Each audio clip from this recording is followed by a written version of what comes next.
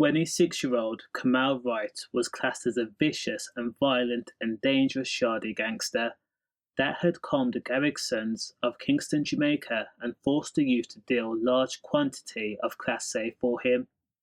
In order to enforce his undoubted leadership, Kamal would often use tactics to keep his enforcers and his runners in line through fear, and also ensure that debts were paid in full. According to reports, the yardie gangster had taken a blowtorch and pressed it to a rival's skin on occasions. He considered this a sure way to make sure his victims knew who was in charge. Kamal Wright first came into the UK when he was just 11 years old, but the madman who was devoid of humanity had often split his time between the UK and Jamaica when he was not in prison. While in Jamaica, Kamal was busy acting as a go-between drug deals in Jamaica and the UK. The idea was to get people from Jamaica and bring them to the UK, stuff kilos of white into suitcases, where Class A would be pressed, additives added, and then sold on for higher profits.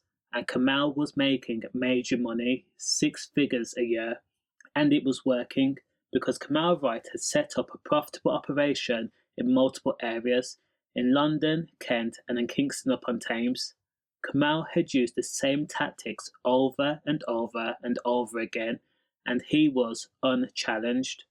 Because of his sharp accent and his hulking size, people were either automatically drawn to him or afraid.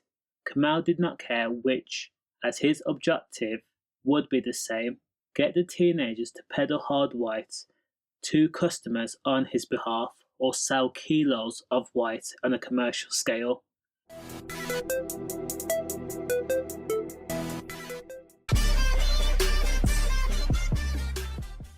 Now, it wasn't only in Jamaica where Kamal had used the blowtorch, because it was also reported that while in the UK, Kamal Wright has got another blowtorch and pressed it to his victim again, the hot temperature making a sizzling sound on contact.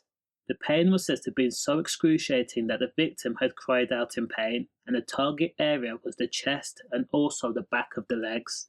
The 27-year-old's criminal empire actually came crumbling down when he was chased off by a pupil upon the Kingston upon Thames grammar school, whom had equipped themselves with a hockey stick. Now, the teenager who chased Kamal was by himself.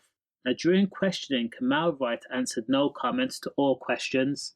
Now, Kamal, who had made Hammersmith his home, police had watched Kamal for years and knew that he had used a baseball bat on a victim previously and had also promised to kill another victim's entire family in one swoop over a dispute over a drug debt.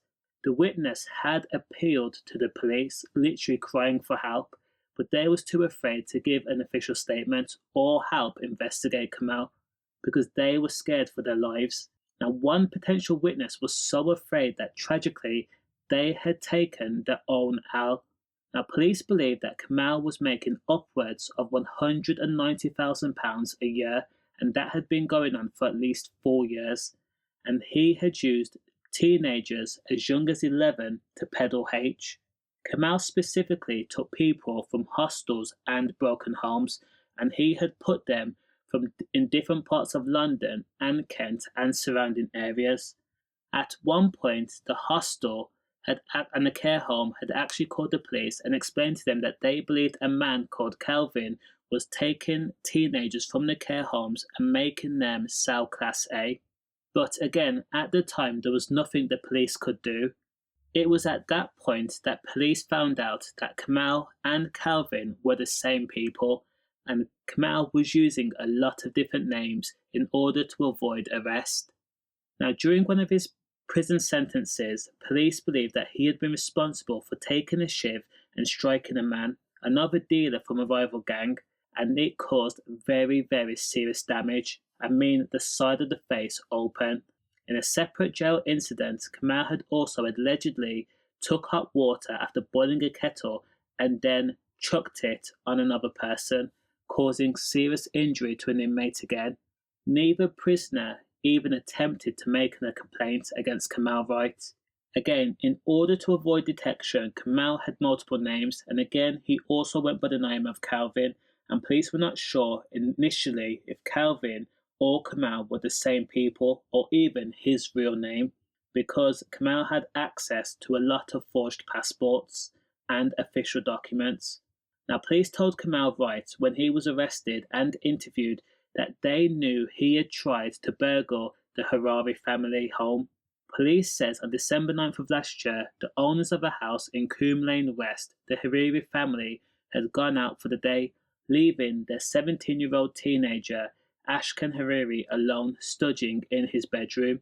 A few minutes after the parents had left, Kamal Wright, who had been watching from his parked car, waiting for the people to leave their house, walked up to the Hariri's house and then rang the doorbell once, twice, 3, 4, 5 times. However, at Kingston Crown Court, Kamal was found guilty, and this was in part because Ashkan had chose to attend court and actually be a witness in the case, helping the police massively and also the prosecution. Giving evidence from the witness box, Ashkan told the court he had been upstairs in his bedroom when the doorbell rang. He rang once, then twice, then 3 times. He came downstairs and looked through the spy hole in the front door, but declined to open the door when he saw the hulking frame of Kamal Wright standing outside, his body halfway turned away from the door as if trying to avoid the spy hole. After a short while, the doorbell kept ringing, but then it stopped. During that time, Kamal had gone round to the side of the house and rattled the handle to the side door. Then the sound of thuds was heard, something banging. Ashkan, who was back in his bedroom, looked out of the window and saw Kamal putting a balaclava over his face, heavy black gloves on, and Kamal was crouched beside a toolbox, and that was when he had pulled out a hammer. By this time, Kamal was already in the back garden now. In response, Ashkan grabbed a hockey stick from his bedroom, took the stairs 2 at a time, and then investigated. He ran to the kitchen to see what was going on exactly, and that's when he came face to face with Kamal Wright. Kamal had struck the window with the hammer, the window broke, and allegedly he had then swiped a Rolex watch, a gold brooch, and cash. The gangster and the teenager locked eyes with each other, both nervy and thinking, what do I do next? Ashkan then raised the hockey stick on instinct, and then Kamal turned back round and escaped by exiting the kitchen. The sound of crunched glass was heard over trainers as Kamal ran. In pursuit was Ashkan. Kamal ran down Coombe Lane West and then Dickeridge Road, and the yardie gangster was able to outrun the teenager. Ashkan had no other choice but to go back home and to call the police. Now, Kent police requested a helicopter and also a dog unit. This was the opportunity that they was waiting for, and they were not going to let Kamal Wright get away. Together, 3 different policing units had conducted an intensive investigation for the yardie gangster. Kamal was already known to the police, as I said. His records showed that he was violent, a dealer, and had been involved in tactics regarding the blowtorch. Within 20 minutes, Kamal Wright was surrounded with nowhere to escape when he was found in a garden in nearby Orchard Rise. Remember, helicopter was hovering above, there were foot police officers standing around, and also the dog unit, whom had German shepherds, and they were running to get after him. Kamal Wright did not want to go against these dogs. Within 24 hours, Kamal was put in as part of an identity parade where Ashkan Hariri identified him, picked him out as the person that tried to burgle his home. When questioned about the crime, Kamal tried to downplay the seriousness of the situation. He says that he had gone to Ashkan's home because the man and the teenager had a previous argument 10 days prior over drug, Class A to be specific. Kamal said that he's not a danger to the public, and to show that he was a functioning member of society, he had enrolled in the mechanics course at Kingston College. When police asked him, "Are you Calvin?" Again, Kamal says, "I don't know who that is." The judge presiding over the case, Judge Binning, called the outlandish lie a cheap tactic to not get deported after his jail sentence. Kamal Wright was told that he is a gangster through and through, violent, erratic, and a danger to the public, where he did not care whether his crimes were committed against men, women, or teenagers. The judge also told him that he would be jailed for 30 months for this crime, and that's the only crime that they could technically prove. Kamal was also warned that after his jail sentence, he will be deported and put back on the first available flight back to Jamaica. Does the crime match the sentence? Let me know in the comments. Stay safe, safe.